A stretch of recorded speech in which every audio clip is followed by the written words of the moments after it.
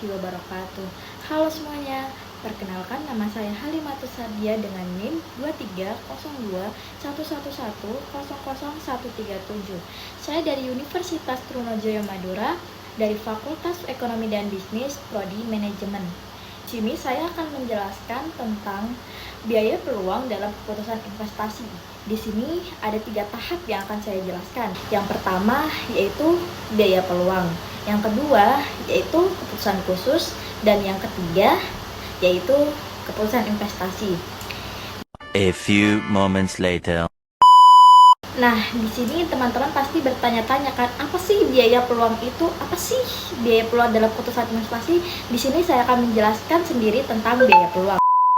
Biaya peluang atau opportunity cost adalah biaya yang memanfaatkan yang belum direalisasikan karena sumber daya dialihkan dari pengguna ke aktivitas lain. Biasanya akuntan hanya mengumpulkan data mengenai alternatif yang dipilih, bukan alternatif yang ditolak.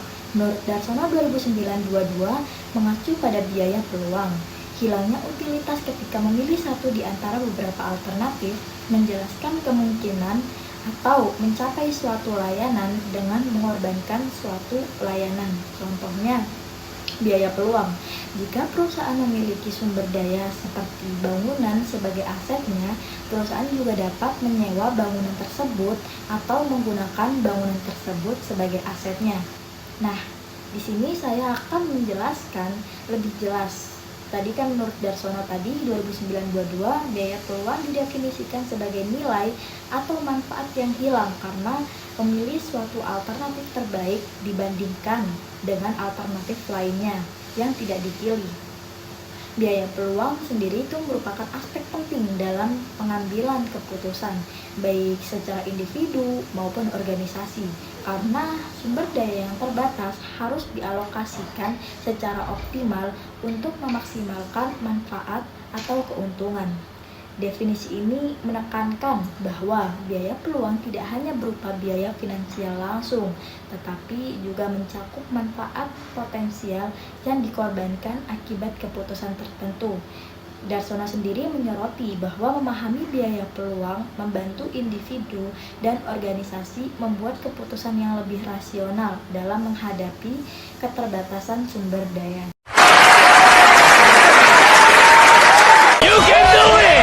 Nah, di sini saya akan menjelaskan tentang biaya peluang dalam kehidupan sehari-hari. Apa sih biaya peluang dalam kehidupan sehari-hari ini? Biaya sehari-hari merupakan pengorbanan yang harus dikeluarkan untuk melakukan suatu kegiatan ekonomi tanpa memperhitungkan kerugian yang diakibatkan oleh pengorbanan pada kegiatan lainnya. Nah, di sini saya akan memberikan contoh biaya peluang dalam kehidupan sehari-hari. Di sini saya akan memberikan 3 aja ya. Nah, yang pertama yaitu memilih untuk bekerja daripada kuliah. Karena jika seseorang memutuskan bekerja setelah lulus SMA daripada melanjutkan kuliah, biaya peluangnya adalah potensi penghasilan yang lebih tinggi di masa depan yang mungkin diperoleh dengan memiliki gelar pendidikan. Nah, yang kedua yaitu menghabiskan uang untuk liburan. Ketika seseorang memilih untuk menggunakan tabungannya untuk liburan, biaya peluangnya adalah barang lain yang bisa dibeli seperti gadget baru atau investasi yang bisa menghasilkan keuntungan di masa depan. Nah, yang terakhir yaitu membuka bisnis sendiri daripada bekerja di perusahaan. Nah, jika seseorang memilih untuk memulai bisnis, biaya peluangnya adalah gaji tetap dan tunjangan yang bisa didapatkan dari pekerjaan di perusahaan. Biaya peluang sendiri itu penting untuk dipertimbangkan karena membantu kita membuat keputusan yang lebih baik, yang lebih bijak berdasarkan nilai alternatif yang dikorbankan.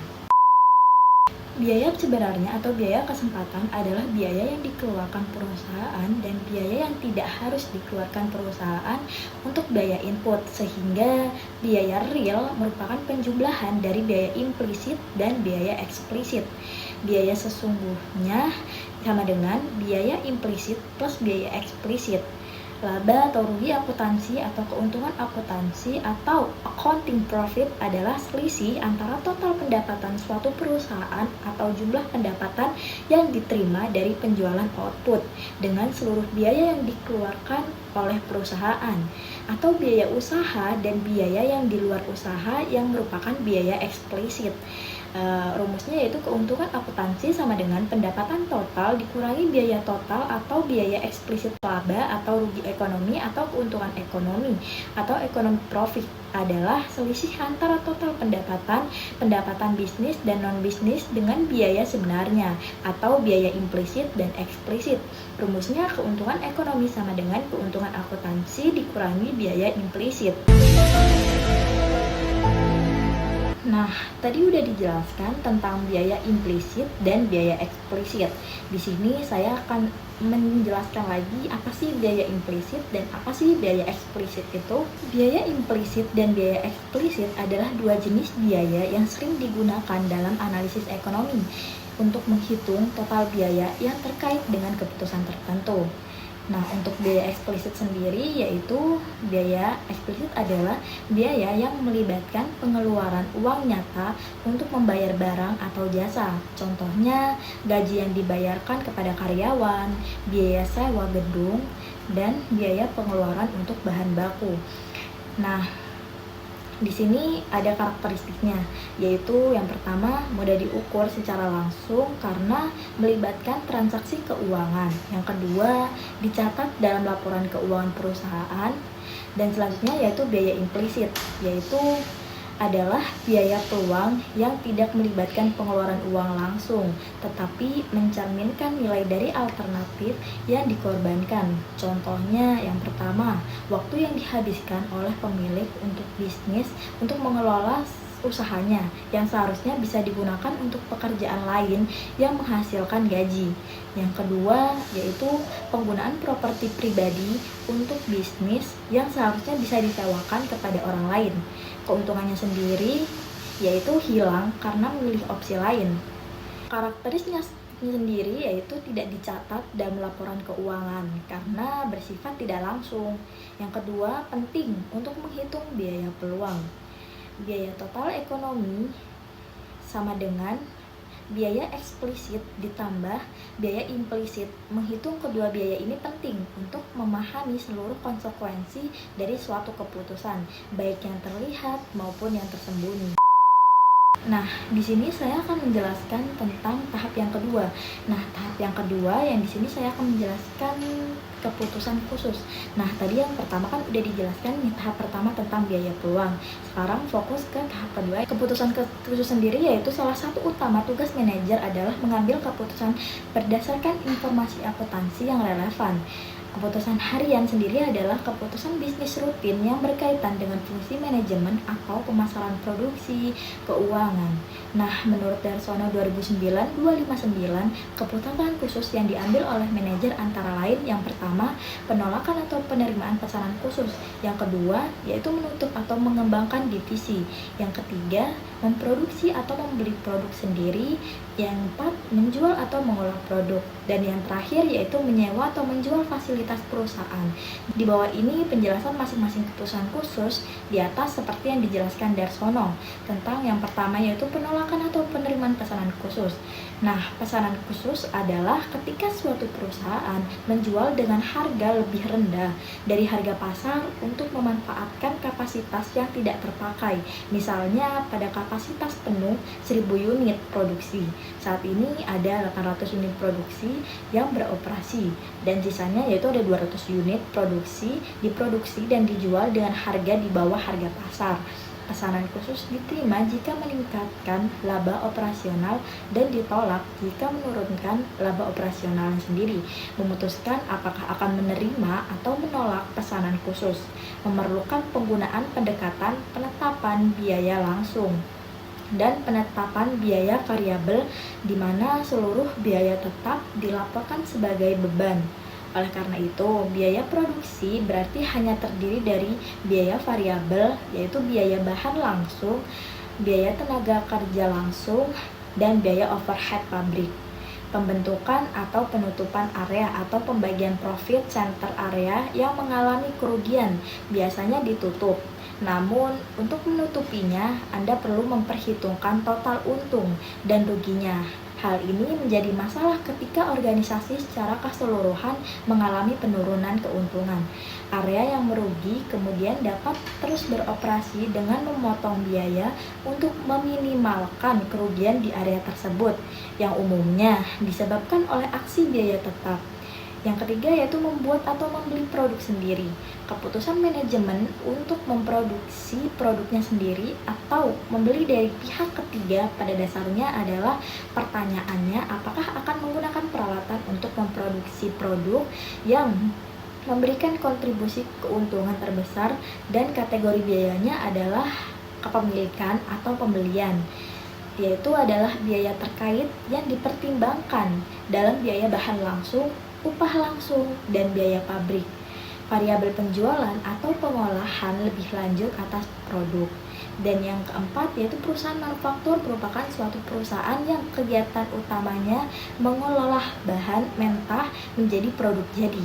Masalah terutama muncul ketika produk suatu perusahaan diproses di beberapa departemen manufaktur. Hasil produksi dari departemen produksi dapat langsung dijual ke pasar atau diolah lebih lanjut di departemen lain. Dalam hal ini, manajer dihadapkan pada pilihan untuk segera menjual produk yang bersangkutan atau mengolahnya lebih lanjut.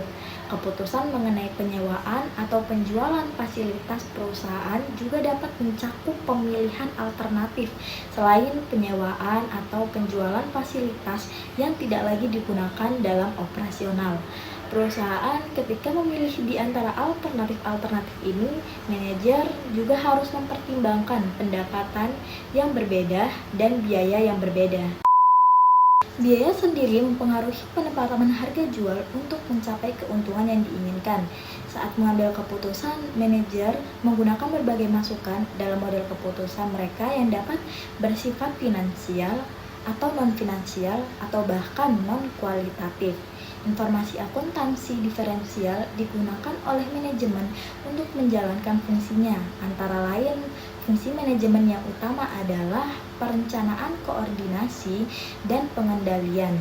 Perbedaan akuntansi juga memuat informasi bahwa manajemen harus mengambil keputusan mengenai pemilihan alternatif tindakan terbaik dari beberapa pilihan yang ada. Menurut Halim, 2013-103 menyatakan bahwa informasi akuntansi diferensial terdiri dari yang pertama, pendapatan diferensial. Pendapatan diferensial adalah pendapatan yang dalam kondisi tertentu berbeda dengan kondisi lainnya. Yang kedua, aset diferensial. Aset diferensial yaitu berfungsi untuk memberikan ukuran besarnya dana yang nantinya akan diinvestasikan untuk menggantikan suatu aset tertentu. Dan ketiga yaitu biaya diferensial adalah perbedaan biaya suatu kondisi dibandingkan kondisi lainnya. Yang terakhir yaitu biaya masa depan. Banyak ahli yang mendefinisikan pengertian biaya. Arti dan pentingnya biaya telah berkembang sebagai respons terhadap evolusi pemikiran akuntan serta perkembangan teknologi dan lingkungan bisnis. Widya Lestarini, Tias, 2012-10 menyatakan bahwa biaya adalah pengorbanan sumber daya ekonomi diukur dalam satuan moneter yang dikeluarkan atau kemungkinan akan dikeluarkan untuk tujuan tertentu. Menurut Salman 2013-20 menyatakan bahwa definisi ini merupakan definisi biaya yang konseptual. Definisi biaya operasional biaya beragam dan penggunaannya konsisten dengan tujuan yang kita inginkan, seperti biaya langsung atau direct cost, biaya tidak langsung atau indirect cost, biaya utama yaitu prime cost, biaya konversi atau conversion cost, biaya tetap atau fixed cost, biaya variabel atau variable cost, biaya produk atau product cost, biaya periode atau period cost, biaya aktual atau actual cost, biaya yang dianggarkan atau budgeted cost, biaya standar atau standar cost, biaya bersama atau joint cost, dan terakhir biaya tertanam atau sunk cost. Di sini saya akan menjelaskan pada tahap yang terakhir yaitu tahap keputusan investasi. Nah, tadi kan yang pertama udah nih biaya peluang. Nah, yang kedua yaitu tahap kedua itu yaitu tadi keputusan khusus, dan yang terakhir yaitu keputusan investasi. Keputusan investasi sendiri yaitu merupakan keputusan mengenai penggunaan dana internal dan eksternal dalam berbagai bentuk investasi. Keputusan investasi dapat mencakup investasi jangka pendek seperti investasi dalam bentuk tunai, surat berharga jangka pendek, piutang, dan persediaan, serta investasi jangka panjang dalam bentuk tanah, bangunan, kendaraan, mesin, fasilitas produksi, dan lain-lain. Menurut Gavel 1993 dalam Hasnawati 2005, IOS merupakan nilai investasi suatu perusahaan yang besarnya bergantung pada biaya masa depan yang ditentukan oleh manajemen. Penelitian Karo 2001 menunjukkan bahwa pada kondisi ketidakpastian rendah atau low uncertainty condition, keputusan investasi berdampak positif terhadap keputusan pendanaan. Namun sebaliknya, keputusan investasi terbukti berdampak negatif terhadap keputusan pendanaan di bawah kondisi berikut. Hal ini dapat berdampak negatif pada pengambilan keputusan, ketidakpastian tinggi atau high uncertainty condition. Selanjutnya yaitu menurut Baskin 1989 dan ADDJ 1989 dalam penelitiannya menemukan bahwa rasio pembayaran dividen berpengaruh negatif terhadap keputusan investasi. Artinya, pembayaran dividen yang relatif tinggi mengakibatkan jumlah investasi yang lebih rendah, yaitu karena lebih banyak keuntungan yang tersedia digunakan untuk membayar dividen dibandingkan laba ditahan akan digunakan untuk investasi. Dengan kata lain, perusahaan mungkin membayar dividen yang relatif kecil untuk mengakomodasikan peningkatan peluang investasi. Sedangkan menurut Hasnawati 2005 menunjukkan dalam penelitiannya bahwa terdapat pengaruh positif terhadap keputusan investasi dan kebijakan dividen. Untuk investasi yang relatif besar, jumlah yang diinvestasikannya lebih rendah karena sebagian besar keuntungan yang tersedia digunakan untuk membayar dividen daripada laba ditahan yang digunakan dalam keputusan investasi. Keputusan investasi dapat diartikan sebagai keputusan mengenai sumber dana, total aset perusahaan, dan alokasi aset baik saat ini maupun jangka panjang. Variabel ini sebesar dan diukur dengan peningkatan total aset akibat investasi. Dengan kata lain, perusahaan mungkin membayar dividen yang relatif lebih rendah untuk mencerminkan peningkatan peluang investasi. Tadi kan udah dijelaskan semua nih, dari tahap pertama biaya peluang, tahap kedua keputusan khusus, dan yang tahap terakhir keputusan investasi. Nah, di sini kan udah memasuki sesi terakhir nih.